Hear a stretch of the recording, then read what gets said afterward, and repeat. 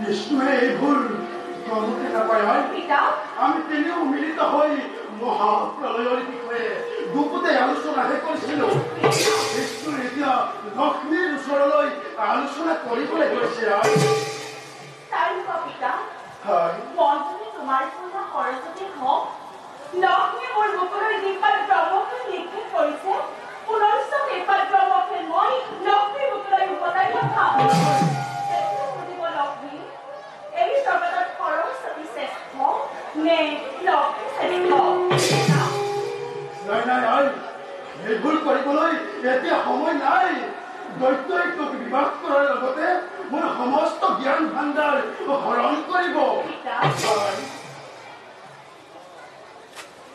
মোৰ বাবে পিতা আপুনি চিন্তা নকৰিব হয় ইয়াৰ ব্যৱস্থা মই নিজেই কৰিম পিতা ইয়াৰ ব্যৱস্থা মই নিজেই কৰিম পিতা তোৰ কাৰণে মোৰ বৰ চিন্তা হৈছে তই ইয়াত এখন ৰৈ নাথাকিবি সেই দৈত্যলৈ মোৰ বৰ ভয় লাগে মই আহিলো তই ইয়াতে এখন ৰৈ নাথাকিবি